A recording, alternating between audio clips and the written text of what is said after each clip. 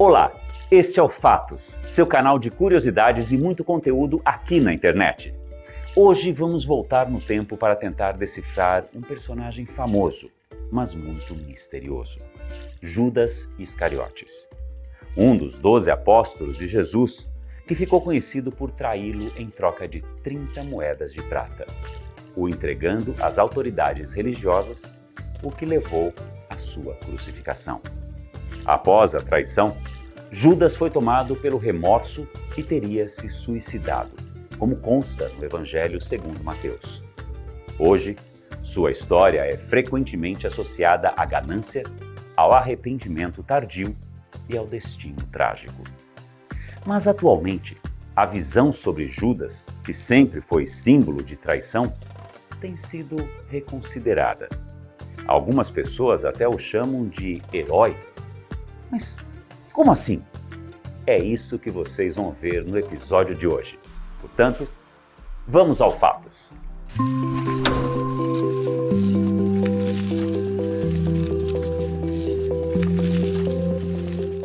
Judas Iscariotes foi um dos 12 apóstolos escolhidos por Jesus. Nascido em Jerusalém por volta de 3 a.C., foi o único dos apóstolos que não nasceu na Galileia. Era filho de Simão Iscariotes, que provavelmente era membro da seita dos Zelotes. Seu sobrenome, Iscariotes, pode significar tanto homem de Queriote, uma cidade na Judéia, ou estar associado aos sicários. Mas o que são zelotes e sicários? No século I d.C., enquanto a Judéia sofria sob o domínio romano, surgiu um grupo radical disposto a lutar até a morte pela liberdade: os zelotes. Eles acreditavam que a submissão a Roma era uma traição a Deus e defendiam a resistência armada, custasse o que custasse. Mais do que simples rebeldes, os zelotes eram guerreiros fanáticos, conhecidos por ataques violentos contra os romanos e até contra judeus que colaboravam com o império. Alguns deles, chamados de sicários, usavam punhais escondidos para assassinar inimigos em plena luz do dia. Embora muitos estudiosos acreditem que Judas teria sido um zelote, não há um consenso sobre isso. Mas sicário ele provavelmente não foi, porque esse grupo só se disseminou após a morte de Jesus. O que é mais aceitável sobre Judas é que ele, pela sua origem e temperamento, era um homem com ideias políticas radicais, que odiava a dominação romana. Esse traço de personalidade que o torna mais complexo, dando ao seu célebre ato de traição outras camadas, como veremos daqui a pouco. A verdade é que pouco se sabe sobre a vida de Judas até ele se tornar um apóstolo. Mas sua origem, por ser considerada minimamente privilegiada, já que foi escolhido para ser o tesoureiro dos apóstolos por ser o mais instruído. Mas como Jesus escolheu Judas para ser seu apóstolo? É dito na Bíblia que Jesus escolheu seus apóstolos após passar uma noite em oração com Deus. Jesus já tinha muitos seguidores, então o convite para ser seu discípulo passou por um crivo que não foi comentado na Bíblia. Alguns, como Pedro, eram pescadores. Levi e Mateus, por exemplo, eram cobradores de impostos e funcionários públicos, respectivamente, sendo vistos pelos judeus na época como pecadores e traidores. Já Simão era abertamente um zelote, o que mostra que Jesus não tinha maus olhos para a movimentação política judaica da época. No entanto, 5 apóstolos não tiveram seu chamado relatado pela Bíblia. Entre eles está Judas Iscariotes.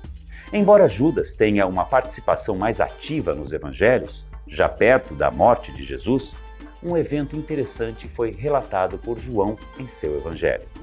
Uma seguidora pegou um frasco de nardo puro, um perfume caríssimo da época, e derramou generosamente sobre os pés de Jesus, enxugando-os com seus próprios cabelos. Judas reprovou o ato, argumentando que o perfume poderia ter sido vendido por 300 denários, quantia significativa que ajudaria os necessitados. mas João não acreditava em sua nobreza, alegando que ele, que era responsável pela bolsa comum, costumava desviar parte dos recursos para si. Percebendo a hipocrisia, Jesus defendeu o gesto de Maria como uma antecipação simbólica de sua unção funerária. Os cristãos veem nesse ato uma confirmação do mau caratismo de Judas. Mas foi durante a Santa Ceia que seu destino se manifestou. Jesus surpreendeu os discípulos ao revelar que seria traído por um deles. Enquanto todos questionavam, Judas fingiu inocência. Jesus então lhe dirigiu palavras veladas que confirmavam sua culpa, sem que os outros percebessem. A verdade é que Judas já havia negociado com os sacerdotes. Entregaria Jesus por 30 moedas de prata, usando um beijo como sinal, transformando o gesto de afeto, o que se tornou um símbolo eterno de traição. Ao longo dos anos, a imagem de Judas foi sendo disseminada como o grande vilão de Cristo, um traidor ganancioso e sem escrúpulos. Isso tinha uma razão histórica. Os cristãos primitivos já queriam se afastar dos judeus e usavam a imagem de Judas para representá-los. Para os antissemitas da Constantinopla, no século VI d.C., Judas traiu Jesus por ser judeu.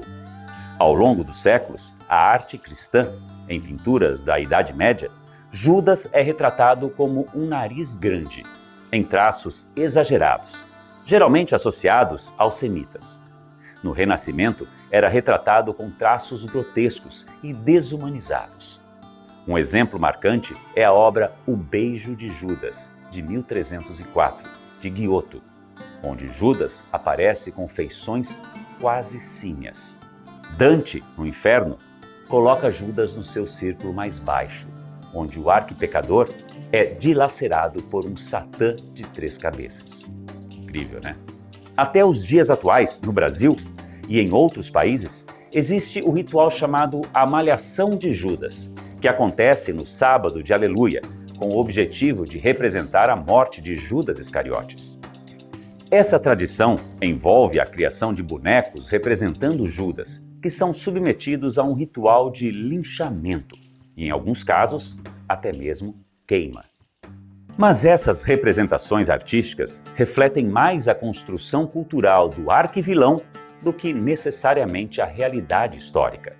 A verdade sobre Judas é provavelmente mais complexa.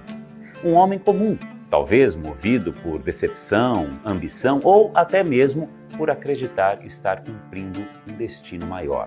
E não simplesmente a caricatura do mal que a tradição posterior consagrou. Descoberto nos anos 1970 no deserto egípcio, o polêmico Evangelho de Judas sobreviveu séculos graças ao clima árido da região. O manuscrito de 31 páginas, escrito em copta, egípcio antigo, circulou por décadas até ser entregue em 2001 à Fundação Mecenas, na Suíça. Atribuído à seita cainita, considerada herética pela igreja primitiva, o texto ganhou notoriedade quando o National Geographic o divulgou em 2017. Seu conteúdo desafia a narrativa tradicional. Apresenta Judas não como um traidor, mas como o discípulo que cumpriu a vontade divina ao entregar Jesus. Polêmico, né? A existência deste evangelho já era conhecida desde o século II, quando Irineu de Lyon o mencionou em Contra as Heresias. Sua redescoberta moderna reacendeu debates teológicos e revelou lacunas em nosso conhecimento sobre os primeiros cristãos. A recente tradução do Evangelho de Judas revelou um documento do século IV, provavelmente baseado num original grego do século II, o mesmo mencionado por Irineu de Lyon em seus escritos. Este manuscrito integra uma coleção de textos cristãos primitivos, considerados apócrifos pela Igreja, como o Evangelho de Maria Madalena. Tais escritos, em sua maioria produzidos por grupos gnósticos, representavam correntes alternativas do pensamento cristão, que desafiavam a ortodoxia emergente nos primeiros séculos da era cristã. O Evangelho de Judas, em particular, oferece uma perspectiva radicalmente diferente sobre a figura do discípulo traidor, refletindo as complexas disputas teológicas que marcaram a formação do cristianismo primitivo.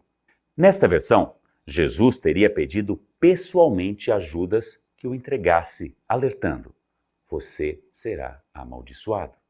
O texto sugere que, ao facilitar a crucificação, Judas estaria libertando o Espírito de Cristo de seu corpo material.